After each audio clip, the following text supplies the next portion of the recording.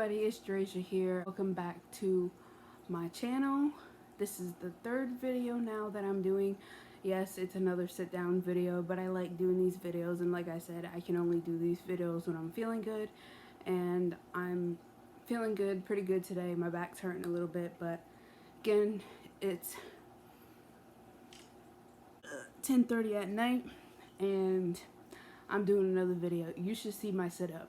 But anyway, let's get to the videos. This is the chronic illness tag that I tried to do. I did it the first time and I didn't like how it came out. I just wasn't feeling it. You could tell in the video I wasn't feeling good. So I'm redoing the video over again, and I wrote the questions and the answers down so I don't forget it. So I wrote it on my phone.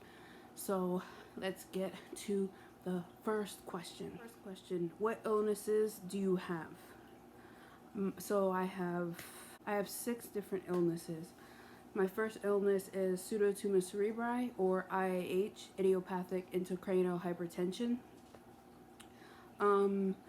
Some type of arthritis. I don't know if it's juvenile arthritis or rheumatoid arthritis. They found it in my back, and then they found it in the rest of my joints. So as of right now, we just think it's arthritis.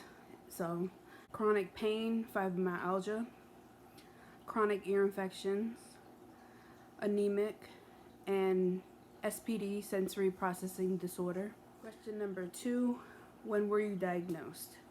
So my Pseudotumor cerebri, I was diagnosed about 2.5, 3 years ago. The arthritis, I was just diagnosed a couple of months ago when I got an x-ray and an MRI of my back. So the chronic pain and fibromyalgia, I always had chronic pain, but it wasn't actually diagnosed until just 2019, so just this past year. Chronic ear infections, I had chronic ear infections as long as I've been living. I had them ever since I was a baby. I was always in the doctors and hospital because I always had swimmer's ear or ear infections, so they just diagnosed me with chronic ear infections. And then the sensory processing disorder, my grandma, she was a nurse back when she was younger, and she really thought that I had sensory processing disorder ever since I was little, but I just didn't get recently diagnosed until high school. So that was, I'd say, my junior year of high school, so 2016. Have you ever been hospitalized? Yes, I've been hospitalized for the Pseudotumor cerebri and also the chronic ear infections, like I just said. Question 4, have I ever had surgery? Yes and no. I had surgery for my chronic ear infections. I had tubes twice. I was gonna get tubes again 3 times, but because of the damage done to my eardrums, they didn't want to do a 3rd time, because if not, I could have became permanently deaf. So my doctors didn't risk it. So now I still suffer. I take ear drops, I take Tylenol, whatever helps, but there's always drainage and I always have ear infections, so we really can't do nothing about that. And then no is, I was gonna get a shunt put in for my Pseudotumor cerebri, but as of right now, Diamox is working for me for the pressure. So my pressure is at normal range right now, so I didn't want to do the shunt. But yes and no. Question number 5, do you take any medications? Yes, I take up to 7 different medications a day, plus multivitamins. I take medication in the morning, medication in the afternoon, and medication at night. Question number 6, what do you wish people knew about chronic illness? That we're not like faking it just to get attention, and just because we look okay and we're happy and we're laughing doesn't mean that we're not sick and that we're still in pain. Because yes, even days that I am in pain and it's like the worst day for me, I still want to get up and be there for my friends and my family and still want to try to do things. We all put on like this mask, like I said, so I kind of put on a mask to mask like number 7. How can awareness be raised? The first thing is just talk about it. Talk about it with anybody. Talk about it with your best friend. Talk about it doing YouTube videos. Talk about it on Instagram, social media, family, friends, things like that. Just talk about it, because if nobody talks about it, the awareness is not going to be brought about chronic illness and the different chronic illnesses that everybody has. And then the other thing is explain to people what your illnesses are so they can understand it better and understand you better and like how you really feel, because nobody really feels how you feel unless you tell them. So just talk about it, you know, and explain to people like how you feel that day. Don't be scared and be like, oh, they're not going to understand, because I was feeling like that. And when I was talking about it to my friends and family, at first they didn't understand, but once I started talking about it more, they understood it more and they got sympathy, I guess you would say, for me. Like they took more time and patience and actually looked it up and learned what I go through on a daily basis. Number 8, who knows about your illnesses? Family and friends, the ones that are like closest to me, the ones that I trust the most, because there are friends. I actually have a couple of friends. When I got diagnosed with the pseudotumor cerebri about two and a half years ago, I had a best friend that I thought was going to be there for me, and when life got hard, I had to go to the hospital, and I was just going through a lot, different medications, different doctors. She wasn't there for me. She didn't understand, even though I talked to her about it. She just didn't understand at all.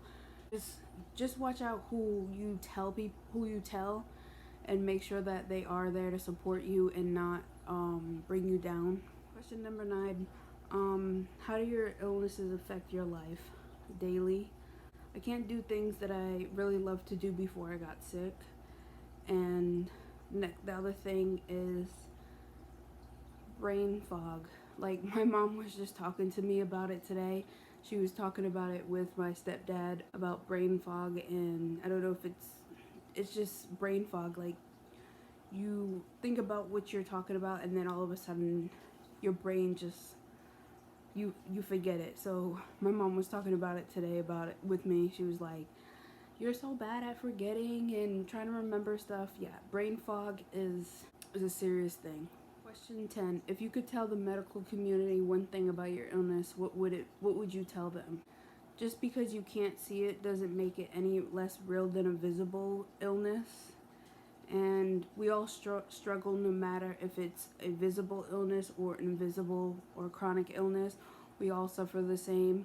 We're all just fighting a war, either if it's life or being sick or anything like that. We're all fighting a war that nobody knows about. So just be kind to one another, especially in the medical community. There's a lot of people out there that say that, oh, your illness isn't real because you don't have the same symptoms that I have. We all might have the same illness, but it might not affect us all the same. So just be kind to one another, please. I added extra questions because I kind of wanted to make this a little bit longer, and the 10 questions wasn't enough, so I just decided to add more. I'm gonna put, if I can remember, brain fog, I will put the 2 websites that I got these questions off of if anybody else wants to look at the questions. Question 11, the biggest adjustment I had to make is losing my independence, and now I have to rely on my mom and friends to do things for me, friends, family, my sisters. Losing independence is a hard thing. Not being able to go out and go shopping for yourself or being able to provide for yourself is kind of a sad thing. Question 12. The hardest part about my mornings are just getting up and like getting ready for the day, and then like taking my medications. Mornings are hard, just like my nights. When I wake up in the morning, I'm in a lot of pain. Question 13. The hardest part of my nights are, I think my nights are more harder than my mornings. My body tends to act different at night. Falling asleep when I'm in a lot of pain, and falling asleep is already hard for me, and then putting pain on top of it. Question 14. If I had to choose between an invisible illness or a visual one, which would I choose? Invisible illness, because we need to advocate to show that invisible illnesses do exist, and we are out there trying to get help and support each other. I'd rather have an invisible disability so I can advocate for those people that have invisible disabilities but not brave enough to advocate for themselves. One thing my illness has taught me: live every second like it's your last, because you never know what tomorrow will bring. Those laughs that you share with your friends and family, take those laughs like to heart. Keep those good memories and not the bad ones. Just live every second like it's your last. If I could have one day to feel normal again, would I? Yes, I would. And what would I do with it? Just get all of my friends and family together. I just want to spend, kind of boring, I just want to spend time with my family and friends, like all come together and do what I want to do, and not have to worry about, oh, I have to take my medicine at this time, or I can't do it today because I'm in a lot of pain. Thank you for watching. Please like, comment, and subscribe. Just remember, always keep fighting. You know your body better than anybody else, so please listen to it. Thank you. I love you guys. Bye.